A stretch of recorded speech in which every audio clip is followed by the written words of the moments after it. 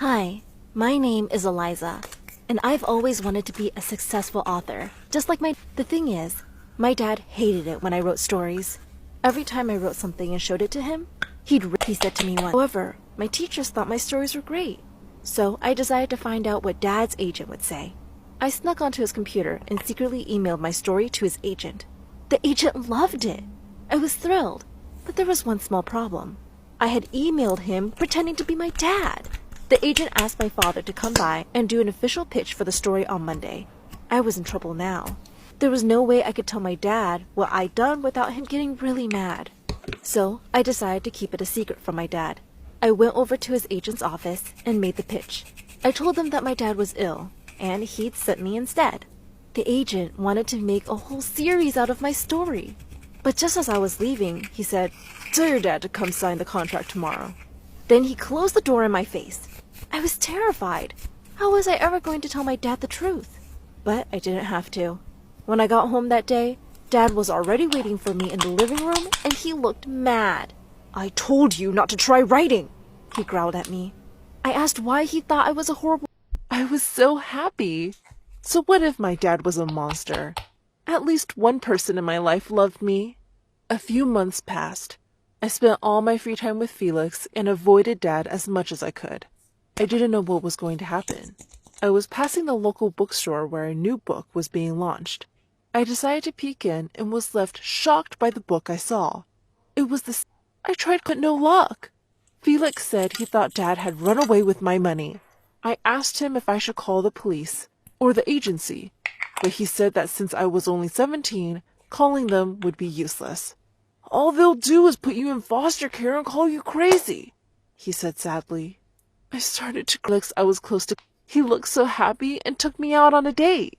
When we got back, though, what I saw left me in tears. Someone had trashed the house. My computer was gone, too. That meant my story was gone. I was devastated. If Felix hadn't been around to help me, I'd have been traumatized.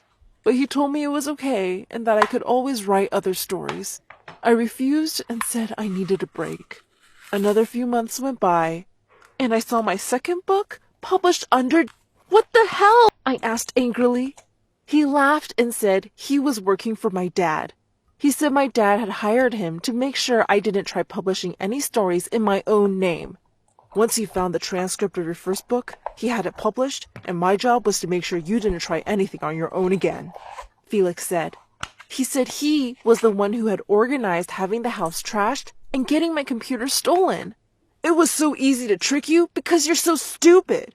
Then he said that I had to write more novels for my dad to sell. And if I don't, I challenged him. He laughed and he could me. Sure enough, a week after I gave Felix the final draft of the novel, the police came banging on the door. Loud music was blasting in the house when 3 officers kicked down the basement door. I rushed out as fast as I could, relieved to be free. Felix, however, was nowhere to be seen. I was furious. I had to catch him, and I yelled at the police officers to work harder, but no luck. He was gone. In fact, he hadn't left any traces of who he was either. The only thing the police had was a sketch I had helped them make.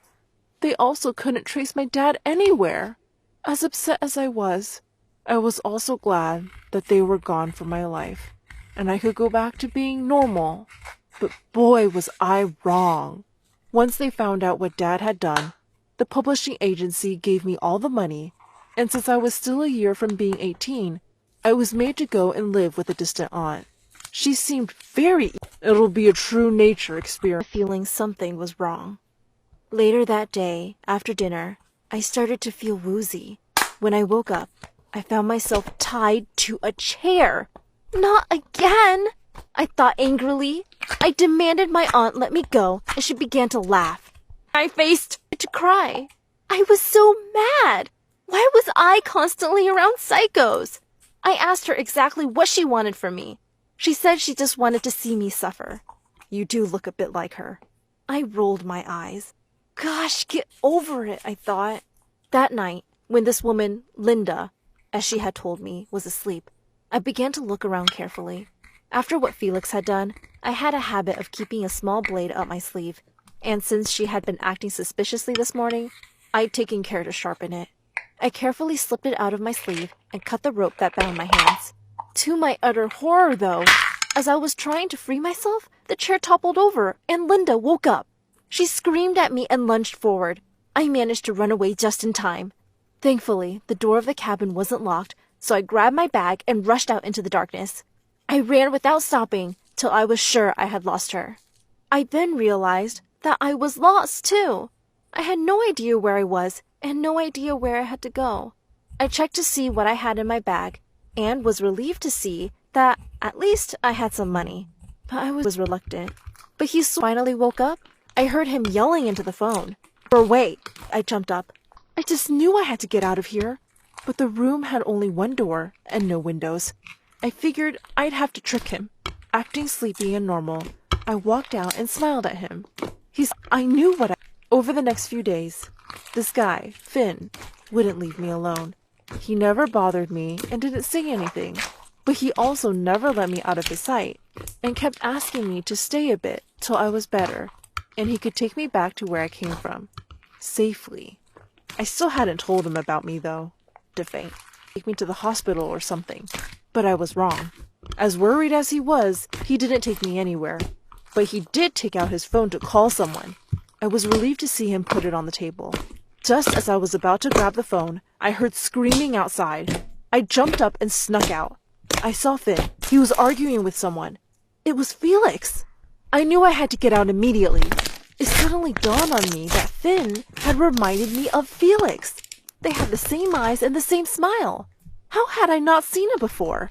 Finn was going to hand me over to his psycho brother and my crazy dad. I ran downstairs and out the door. Behind me, I heard screams. They had seen me. I ran recklessly. I saw a car and ran for it, but there was already someone in it. When I saw who it was, I thought I had officially lost it. In the back seat, asleep, was my dad. I turned and tried to run the other way, but Felix jumped into my path. Sudden, I was in a hospital. I saw a nurse and finally figured that Finn couldn't hurt me in public. I began to scream the truth. Your dad never ran away with your money. Felix had kidnapped him too, he said. I was shocked. Finn continued that he and Felix were definitely brothers, but Felix was crazy. Felix was a fan of Dad's work. When he found out about Dad stealing my work, he made a crazy plan to make it look like they were both sent to jail. Finn testified against them both.